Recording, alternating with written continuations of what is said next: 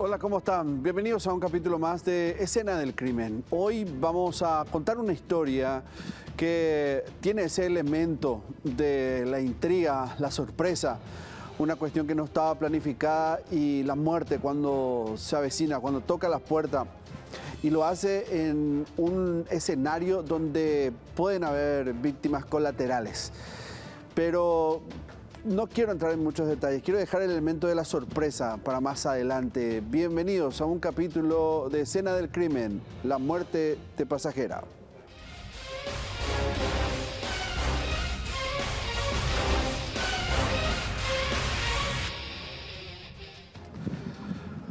Año 2017 y vamos a arrancar por lo que habría ocurrido en aquel momento. Una persona que iba con su hijo, un adolescente, subieron a un taxi, pidieron un servicio de taxi y se iban a trasladar hasta un destino puntual. Una situación que hasta aquí parecía todo normal. Parecía que no iba a suceder nada más que ese viaje placentero, tal vez ir charlando, comentando algunas cosas, pero en medio de todo eso iba a suceder algo inesperado. Iba a interrumpir y no iba a ser una irrupción normal, no iba a ser una irrupción que se pueda controlar desde ese mismo lugar. En esa irrupción iba a haber sangre, iba a ocurrir lo peor. ¿Qué pasó?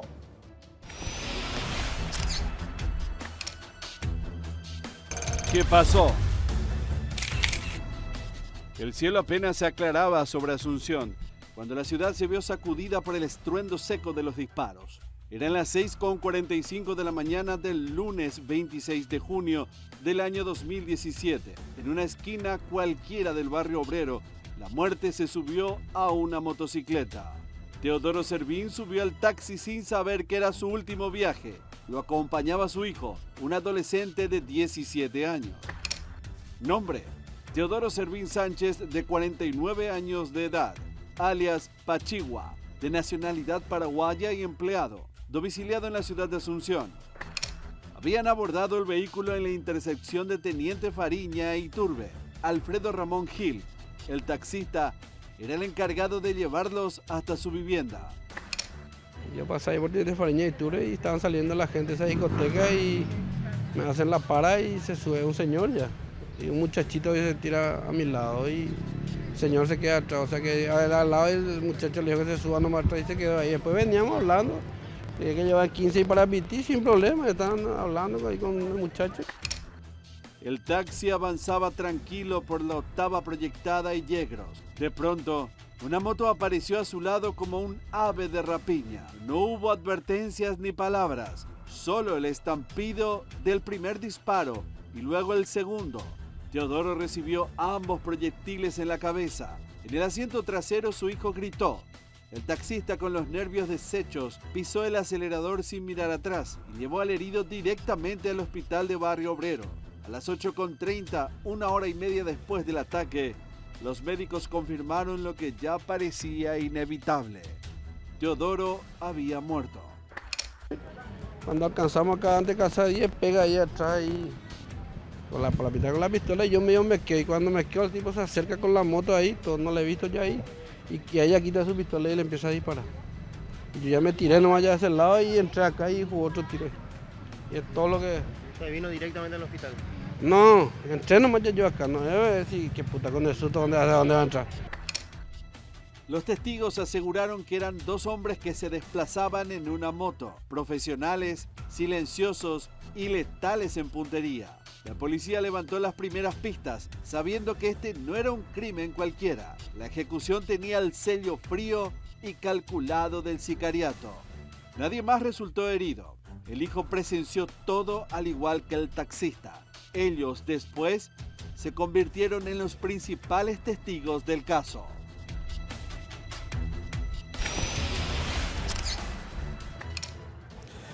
Voy a tener que recurrir a la memoria de muchos de nuestros televidentes, aquellos que estén igual que yo, ¿verdad? Con 35, 40 años en adelante.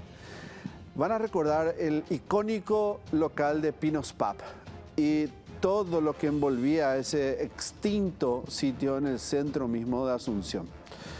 Ahí al lado de un centro cultural, de un lugar de gran arte, estaba ese sitio que tenía un arte pero oscuro.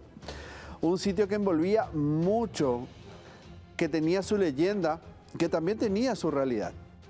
Había mito y había realidad. Mucho de eso que se decía que ocurría dentro de ese sitio, de Pinos Pub, realmente se llegó a comprobar, y eso era por lo que prácticamente a diario, desde que abrían hasta que cerraban en la semana, habían inconvenientes. Siempre ocurría algo en Pinos Pub. Siempre ese boliche cerraba con algún conflicto, con alguna pelea, y las peleas generalmente de una botella rota era lo mínimo. Bueno, ese es el escenario donde parte todo, y si bien lo que va a suceder no se gesta frente a este local, algo sucedería posterior a ese evento, a ese compartir en la noche. Tal vez algo más traía oculto, al menos en aquel entonces, apenas terminaba la noche para nuestro protagonista.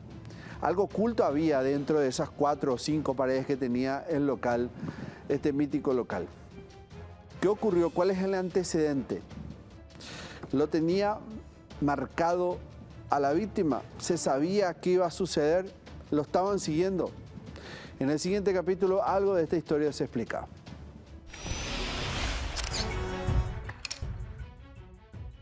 Lo tenían marcado.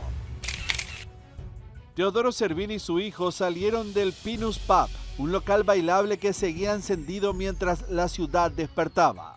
En la esquina de Teniente Fariña e Iturbe, hicieron señas a un taxi. El conductor se detuvo sin saber que esa mañana su coche se convertiría en una trampa mortal. Detrás del vehículo, una motocicleta arrancó en sigilo. Nadie se dio cuenta. O quizás alguien sí. La moto se mantuvo a una distancia prudente. Los perseguidores sabían lo que hacían. Tiré mi mochila ahí de mi trabajo y corriendo me fui a ver, fue un señor, no sé qué problema tenía, y he visto así los rastros de disparos, eso ahí en su parabrisas. Ahí creo que habrá comenzado el disparo por parte de estos dos motociclistas. Primeramente 2, ahí comenzó. Yo escuché 2, luego cuando... yo, ¿cómo te voy a decir?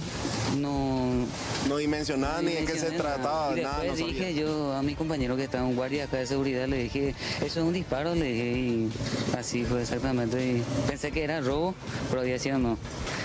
El remache final por parte de estos sujetos fue casi frente mismo al hospital. Enfrente mismo fue el hospital. Ahí fue. ¿Cuánto tiempo fue? ¿Todo muy rápido fue? Todo muy rápido fue. Y de allá ya se le disparó y acá vino y... ¿Fue el taxista el que le trajo al señor hasta el lugar? El taxista es lo que le ayudó. Le trajo acá. ¿Y vieron ustedes dónde recibió el disparo la persona? Nos vimos, porque el que le disparó era con la moto. Que le siguió. ¿Se asustaron ustedes? Y sí, porque acá disparó también, nosotros corrimos hacia acá. O sea, corrieron todos. Sí, corrimos porque el cambio te va a quedar acá. ¿Y serían gente acá de la zona, presumiblemente? No sé, no te puedo decir porque no le conozco. Extraño era. Cuando el taxi cruzó Yegros y Novena Proyectada, fue emboscado. Los sicarios se aproximaron por el costado derecho, justo en la ventanilla donde se sentaba Teodoro, y descargaron 4 impactos que quebraron el cristal con violencia. El manubrio de la moto golpeó la carrocería. Alfredo redujo la velocidad por reflejo, quizás por puro desconcierto. Y fue entonces cuando se produjo el ataque. La nueva ráfaga de disparos atravesó la chapa, apuntando sin piedad al asiento trasero.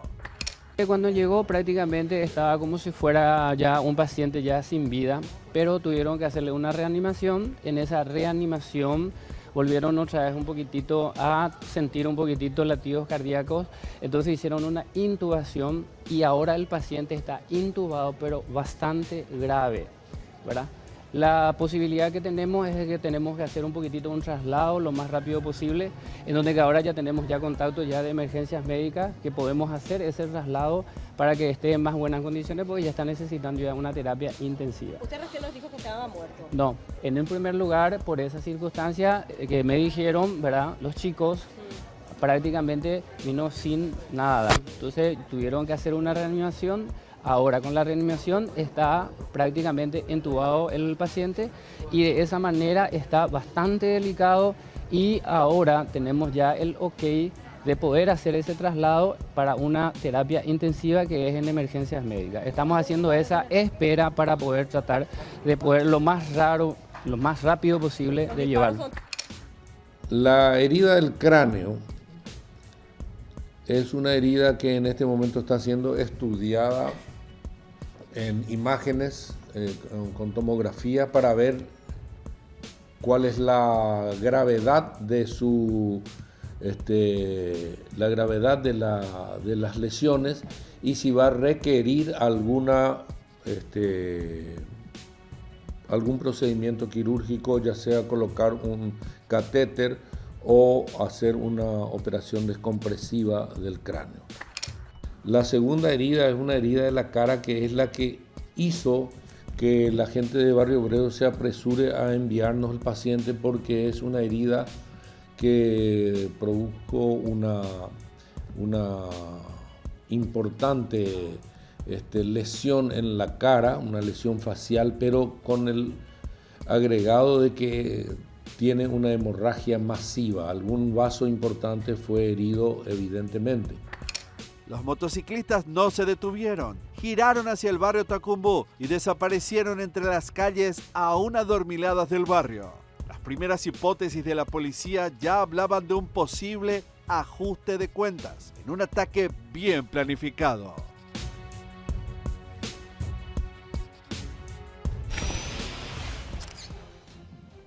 Y ahora vamos a entrar en la parte técnica de todo esto y es bien breve, ¿sí?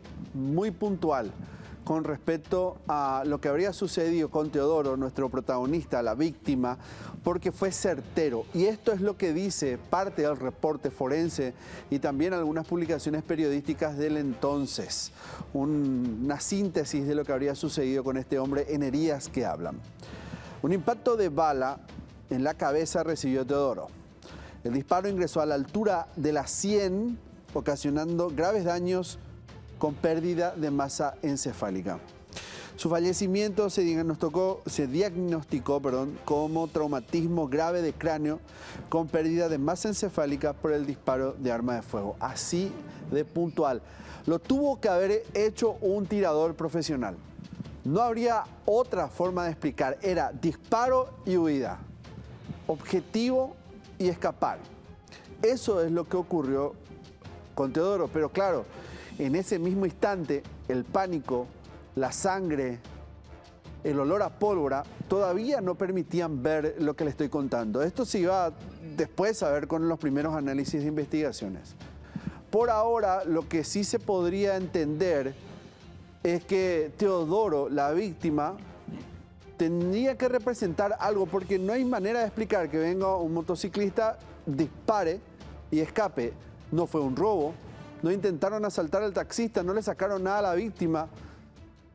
Entonces lo que primero hace la policía es comenzar a estudiar el perfil de quien estaba ahí tendido en el suelo inerte. Teodoro tenía algo. De Teodoro se tenía que saber algo para poder explicar lo que habría ocurrido, o al menos intentar explicar lo que habría ocurrido. El perfil de la víctima comenzaría a ceñir ese camino que la policía necesitaba. Ex convicto. A Teodoro Servín Sánchez lo conocían en el bajo mundo como Pachigua, un nombre que pesaba en los archivos policiales casi tanto como en las calles. Su historia no era la de un simple delincuente ocasional, sino la de un hombre que parecía condenado a transitar siempre por el borde, siempre por la sombra. No fue su primer roce con la ley lo que lo marcó, sino la frecuencia con la que volvía a ella. Servín tenía antecedentes por robo, lesiones graves y microtráfico.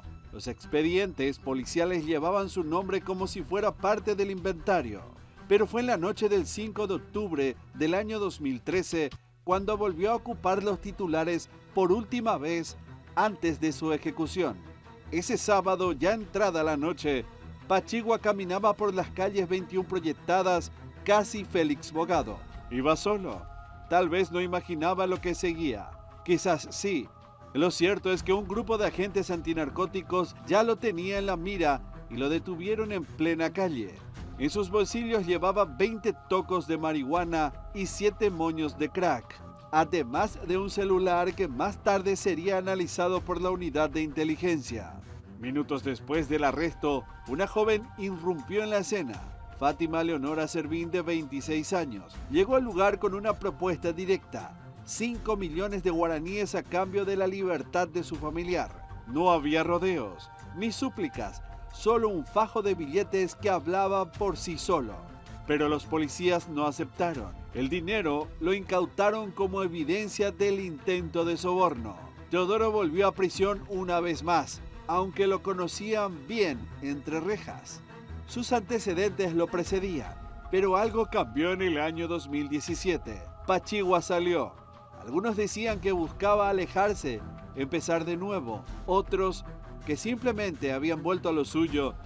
Pocos días antes, después de su liberación, alguien decidió que su tiempo se había agotado.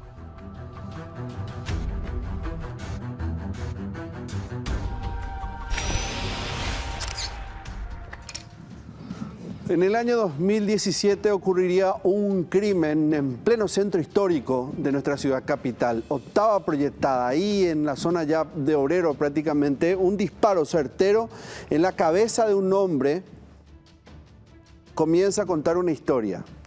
Una historia que hasta el momento de esta primera parte de lo que estamos contando tiene como protagonistas a Teodoro Servín, un hombre con antecedentes.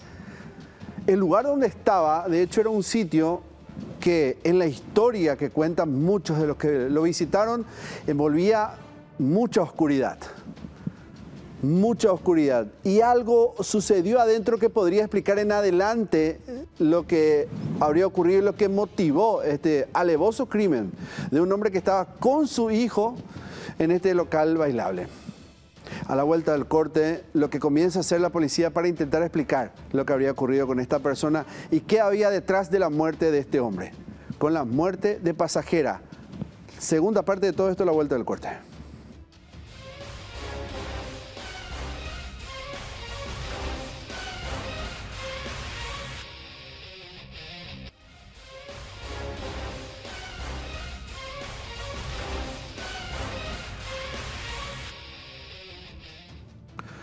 Retomamos la historia con la muerte de Pasajera, la segunda parte y el desenlace que va a tener esta historia que nos lleva al año 2017. En ese tiempo todavía un Pinos Pub, aquel mítico local bailable de tragos de compañía en el centro histórico de Asunción, envolvía algo esa noche. Bueno, era habitual, de hecho, que se registren problemas dentro y fuera del local. Pero en particular, aquella noche iba a tener un capítulo de sangre, que si bien no fue ni siquiera enfrente del sitio, habría comenzado al parecer a gestarse dentro del mismo. La muerte de nuestro protagonista, de Teodoro Servín, ocurriría unas 10 cuadras más o menos, 8 o 10 cuadras en adelante. Lo iba a hacer un sicario, por la forma en que habría ocurrido. Un asesino por encargo. Un hombre que lo siguió después de que él haya subido a un taxi con su hijo de 17 años, con quien estuvo toda la noche, de hecho. Lo mató estando con otra persona. Y como les dije, el tiro fue certero, pero la acción dejó un cabo suelto. Testigos, personas que pudieran haber reconocido en ese entonces a los dos que iban en esa motocicleta. Y esta es la parte donde un nombre surgiría en aquella investigación, en los primeros pasos que daría la policía. Un nombre con historia.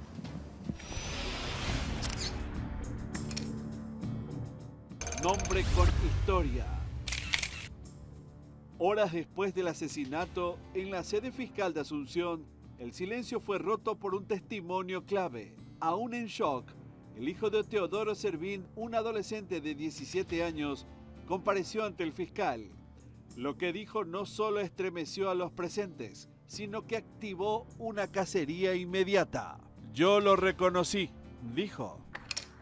Nombre: Carlos Javier Órtola, de 30 años, alias Pacho, de nacionalidad paraguaya, de profesión empleado y domiciliado en Asunción. Ese nombre no era nuevo para los investigadores. De hecho, lo conocían muy bien. Conocido de la zona baja, ¿verdad? Pero le conoce a un tal Pacho. Por su nombre no puedo reconocerlo. ¿Eran dos los ocupantes de la moto? Dos ocupantes. ¿Y el problema habría sido con este tal Pacho o de repente lo hizo por encargo? ¿Llegó a referir algo sobre eso? El hijo nada, todavía no manejamos nada de información al respecto. Pero sí, dice el hijo, ¿verdad?, que ambos estaban en la penitenciaría en un momento dado. O sea, ¿tendría antecedentes este tal Pacho entonces? Y presumiblemente.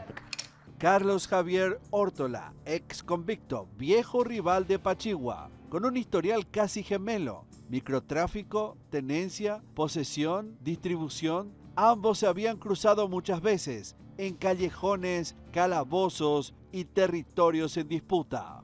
Las primeras líneas de investigación no tardaron en cerrarse. Servín, a pesar de haber recuperado su libertad en abril del año 2017, no había abandonado el negocio. Seguía moviéndose en la zona de Barrio Obrero, disputando puntos de venta, rutas y lealtades. Órtola, al igual que él, quería el control. No era un ajuste de cuentas cualquiera, era una declaración de dominio.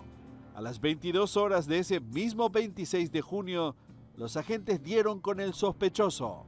Fue interceptado en la calle Virgen de Lourdes, en las cercanías del río Paraguay. El taxista también prestó declaración. Confirmó la persecución, el roce provocado por las motocicletas y el tiroteo desde el costado. No vio rostros, pero sí escuchó los disparos. Sintió el terror en carne propia. Con Órtola detenido, la fiscalía comenzaba a armar el rompecabezas. Ya no se trataba de un asesinato aleatorio, era una ejecución con nombre, móvil y contexto de una guerra por territorio.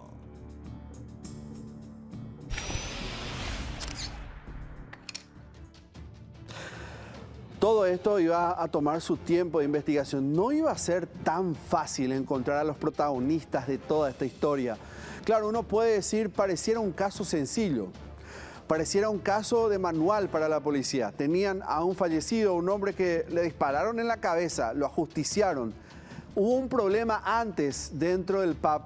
En ese pub siempre se contó o se contaron historias que tienen que ver con tráfico, con prostitución, con muchos hechos delictivos. Entonces, claro, la policía, uno diría, tiene sobre la mesa prácticamente la motivación, quiénes pudieran estar detrás. Si se habla con los empleados, tal vez se tengan nombres. Claro, uno quizás desde la ficción pudiera decir, iba a ser un caso fácil, pero no sería así.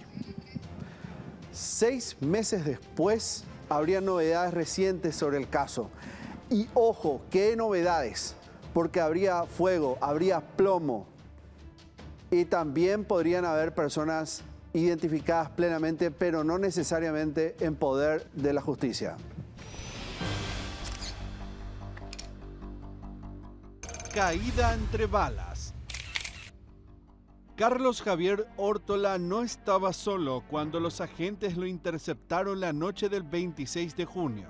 Conducía una motocicleta Kenton GTR 200 de color azul con matrícula 767B larga HR. Como acompañante iba un hombre joven, de mirada alerta y dedos rápidos, Antonio Javier Martínez López.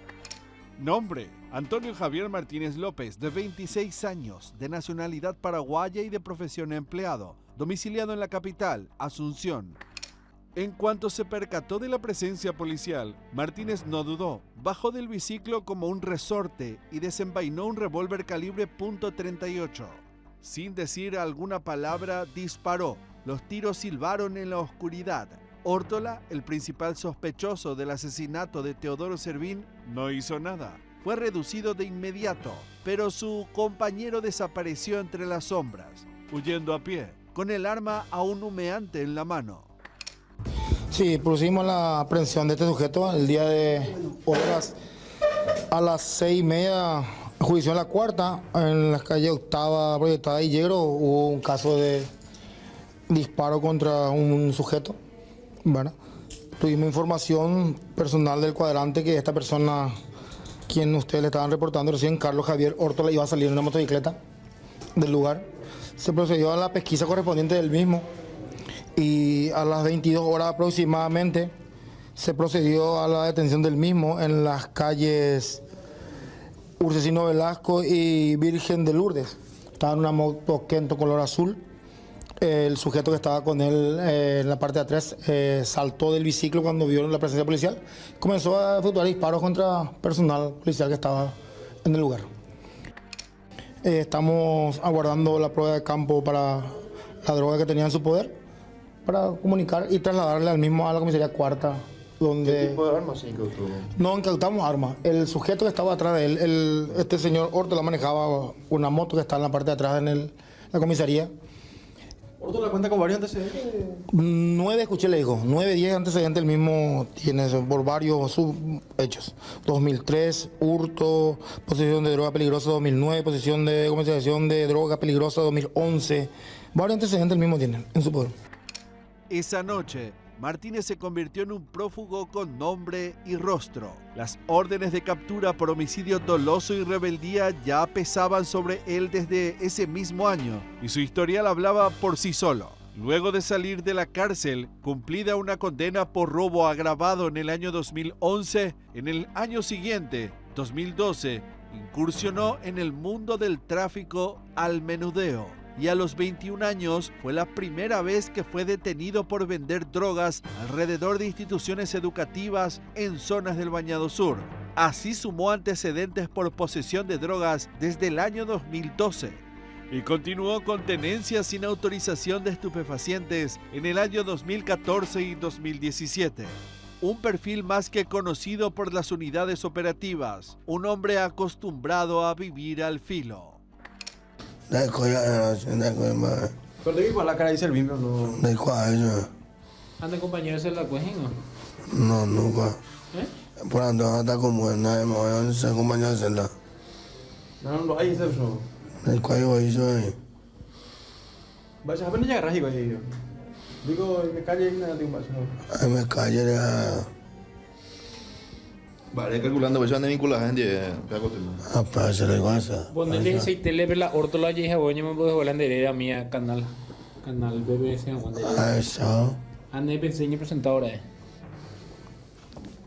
Eso, vamos a mantener. Pero no me voy a dedicar a cosas. Va pone va pues. Ponele cuando día puede ahora onda Hani. Ve caray. Pues tener cuál se puede rodar. Dedico a ello. Durante casi 6 meses, Antonio Martínez se esfumó. Cambió de barrio, de aliados, pero lo que no cambió fue su naturaleza.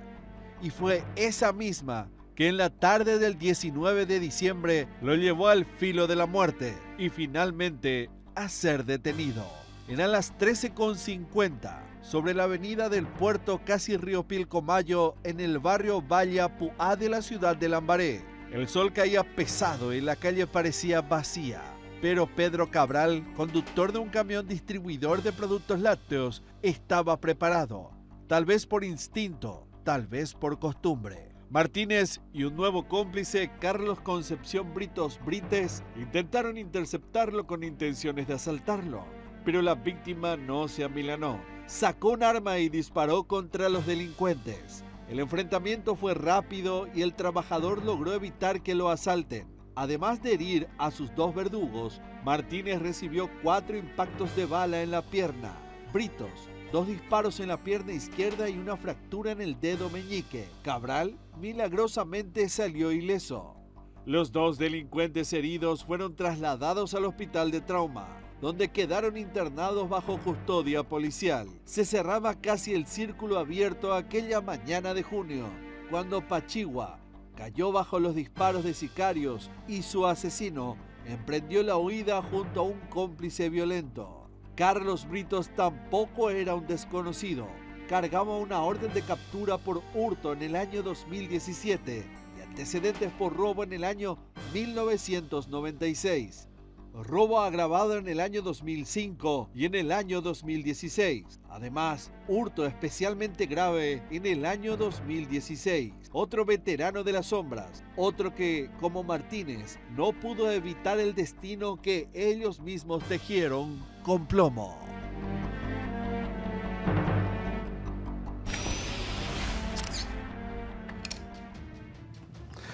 Yo sé que del otro lado muchos ya están diciendo esto tiene que ver necesariamente con el narcotráfico. Y no cualquier narcotráfico.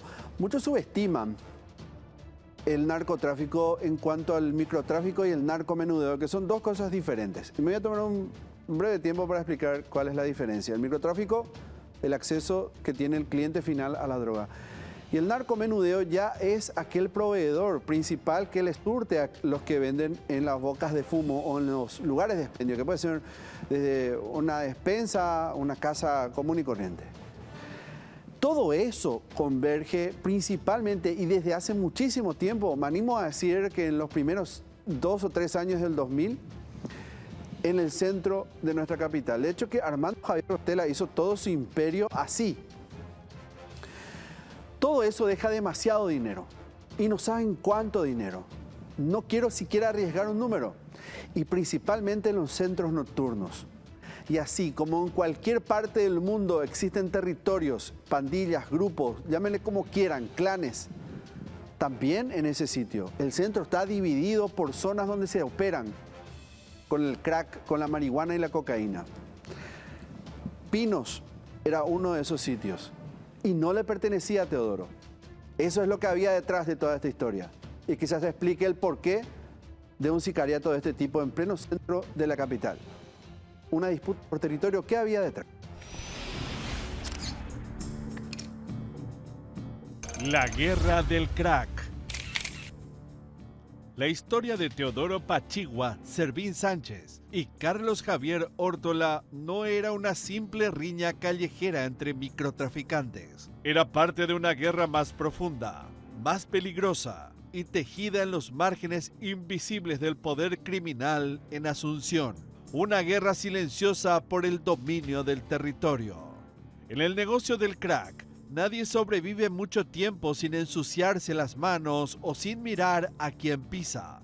Ambos venían del mismo barrio y habían compartido celdas, códigos y enemigos. Pero Órtola tenía una ventaja, el respaldo de una estructura. Mientras Servín operaba como un viejo distribuidor de barrio, Órtola era una pieza clave en una organización con conexiones más profundas. No era un simple tranza. Era el hombre de confianza de Alicia Concepción Peralta, conocida en esos tiempos como la reina del crack. Alicia no era cualquier figura. Había emergido tras la caída de Armando Javier Rotella, el temido narco capturado en el año 2010. Con él, tras las rejas, el imperio se dividió, pero no desapareció. Alicia se posicionó como sucesora natural en las zonas calientes del microtráfico, especialmente entre Santa Ana y el Bañado Sur, donde las calles obedecen a las reglas del miedo y el silencio. Órtola era su brazo operativo, su compañero sentimental y su ejecutor.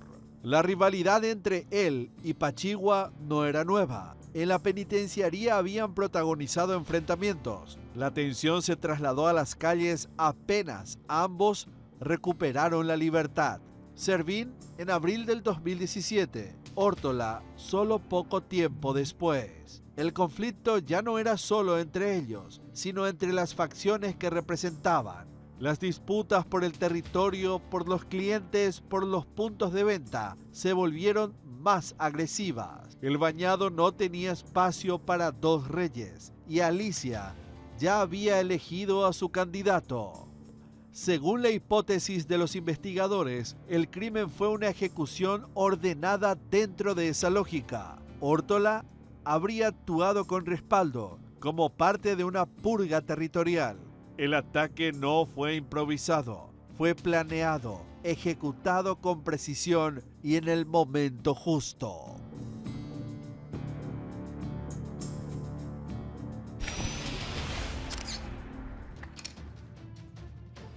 El caso estaba resuelto para la policía. Ya con la detención de los dos protagonistas de este acto de sicariato, de muerte por encargo, solo faltaba afrontar un juicio. La acusación, ir a un juicio oral y que se pueda debatir en ese sitio si ellos fueron los protagonistas de este incidente, esta muerte, este asesinato.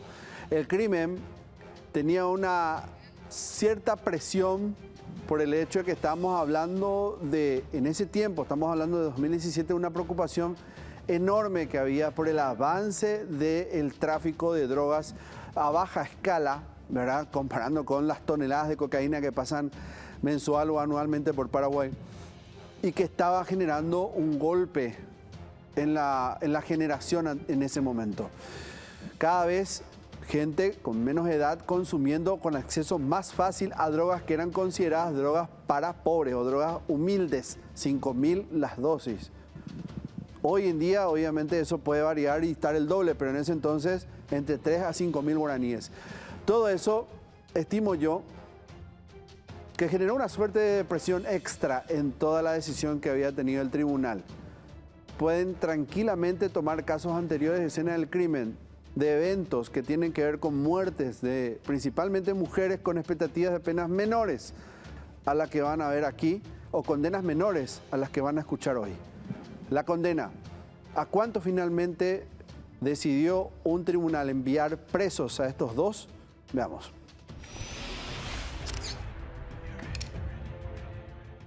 «20 años por una vida». Pasaron más de 3 años desde que los disparos retumbaron en la intersección de Yegros entre 9ª y 10ª Proyectada, en el corazón del barrio obrero de Asunción. Teodoro Servín Sánchez cayó con 2 tiros en la cabeza, bajo una lluvia de balas disparadas desde una motocicleta en marcha. Su hijo fue testigo directo. El taxista, un sobreviviente más de una ejecución a plena luz del amanecer. El 28 de octubre del año 2020, un tribunal de sentencia dictó una condena de 20 años de prisión contra Carlos Javier Órtola y Antonio Javier Martínez López, hallados culpables por el homicidio doloso de Pachigua. La sala estaba cargada de tensión. Los fiscales Mercedes Cañicia y Giovanni Grisetti representaron al Ministerio Público y lograron demostrar que se trató de una ejecución planeada. El juicio reveló detalles clave de los minutos previos al asesinato. Tanto víctima como victimarios coincidieron en el local nocturno y fue allí donde comenzó la pelea.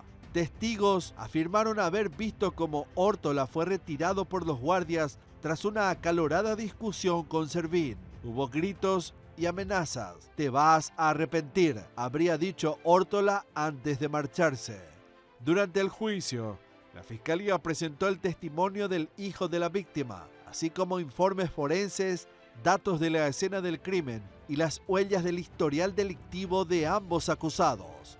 Aunque no todos los testigos pudieron explicar el verdadero motivo del conflicto. Sin embargo, la justicia no salió ilesa del proceso. Durante el juicio se reveló un dato inquietante. La moto utilizada en el crimen desapareció misteriosamente de la comisaría Cuarta Metropolitana, donde había sido depositada como evidencia. El tribunal de sentencia fue presidido por la entonces jueza Laura Ocampos y lo integraron Juan Pablo Mendoza y Fabián Heisense. Ellos ordenaron que el Ministerio Público investigue aquella desaparición. Pese al pedido inicial de los fiscales de 25 años de condena, aquel colegiado magistral consideró que 20 años de prisión era la pena más proporcional. La sentencia fue firme, pero también dejó abiertas heridas, preguntas y sospechas.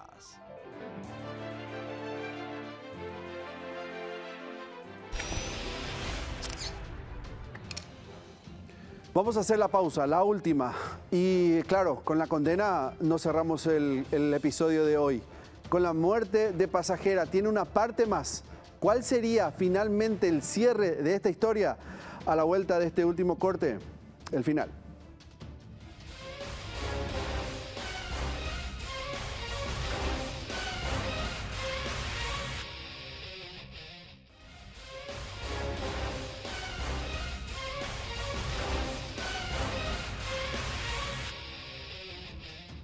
Final del capítulo con la muerte de Pasajera. Claro, podríamos haber cerrado ya en la condena, como es habitual. Con la sentencia podríamos decir, caso cerrado.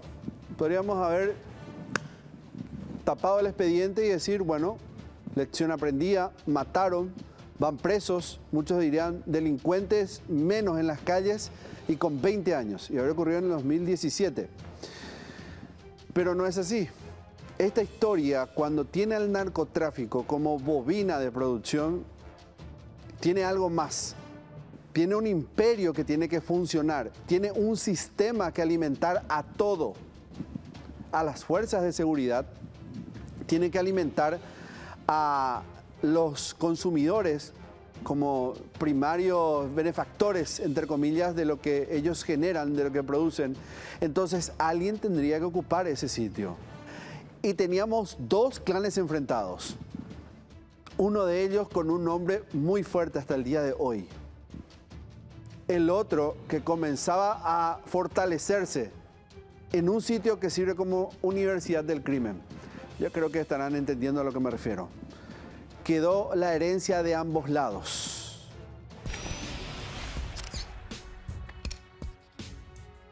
El legado del crimen. Así como dije, sin entrar, yo lo afecté. Alguien tiene, vos sabés manejar. Quédate acá, ¿cómo te crees? Descargo de patrulla, ¿y qué ves?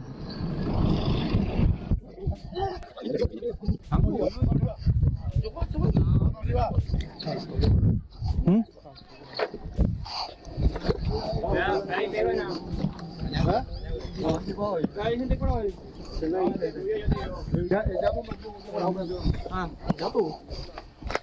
favor, y bueno, acá está el señor con lo que ellos estaban, mira ahí. A mí a parar. Estoy enfrente de mi casa. El apellido Órtola volvió a figurar en los registros policiales y esta vez con un nuevo rostro. Tiago Javier Órtola Peralta, de apenas 18 años, fue capturado por los agentes del Grupo Lince en la vía pública del barrio Santa Ana, en la zona baja de Asunción. El joven ya contaba con 5 órdenes de captura por tentativa de homicidio doloso, homicidio consumado y lesión grave. Era sindicado como líder de una peligrosa banda criminal bautizada con su apellido. La detención se produjo en la noche del 7 de enero del año 2025, como resultado de una intensa búsqueda iniciada tras un episodio especialmente simbólico. El despojo del arma de fuego a un efectivo policial durante el superclásico del fútbol paraguayo en agosto del año 2024. Un acto que no solo encendió la alarma de las fuerzas del orden, sino que colocó a Tiago en el radar como una amenaza creciente en los barrios más conflictivos de la capital. Vale, igual. ¿Ah? Ahí veo. So, gracias. Chú, a ver.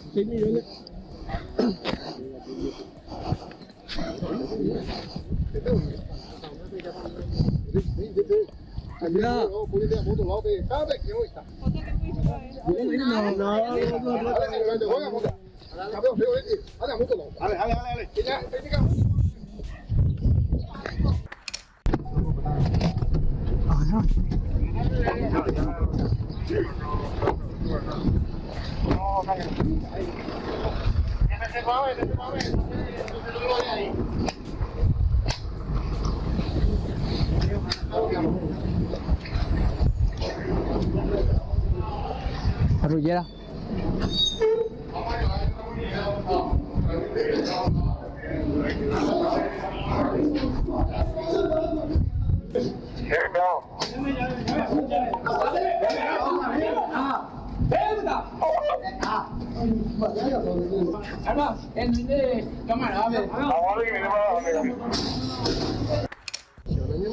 ¿Por qué me amenazaste a mí también, amigo? Sí, dijeron que vos me querías matar, amigo. La historia de Tiago era una cadena que se arrastraba desde generaciones, ya que su historia familiar le precedía. Hijo de Carlos Javier Órtola y de Alicia Concepción Peralta. Tiago también era sobrino de Arnaldo Javier Rotela. La banda que lideraba Tiago, conformada por menores y jóvenes del entorno, tenía como blanco principal a conductores de plataforma, a quienes asaltaban bajo amenazas de muerte. Aunque la detención representaba un golpe para el grupo Órtola, también expuso una verdad más profunda, que el crimen organizado no solo recluta, también se hereda.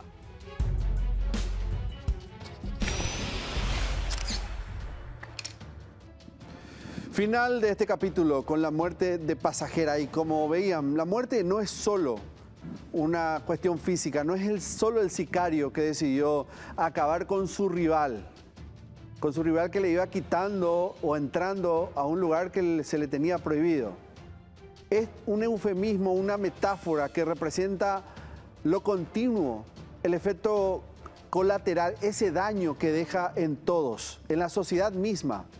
Estas personas dedicadas y que se disputan territorio no se dedican más que a inyectar la muerte cada día que pasa en nuestro país, y hace más de 20 años. Hace más de 20 años que el Estado, que tuvo a varios jugadores como gobierno, no se encarga realmente de tomar el narcotráfico como una cuestión sanitaria y no solo un problema de plan de seguridad, no solo un problema donde el plan de seguridad va a funcionar. Esto es un problema de salud. Se empieza por los usuarios, se empieza por las adicciones y se comienza inyectando capital a los centros para tratar las adicciones, y que no debe ser ambulatorio y mucho menos uno solo en todo el país. Tal vez por ahí, si se comienza, estos clanes van a quedar sin clientes. En el futuro, no digo inmediato, pero sí en el futuro. Hay que comenzar a planificar por ahí. Nos despedimos sin antes pedirles, como siempre, que nos den también sus likes, sus me gustas y sus visualizaciones en todos los episodios que tenemos ahí en el sitio Unicanal de Escena del Crimen. Y nos reencontramos, por supuesto, la próxima semana con otro capítulo más de Escena del Crimen.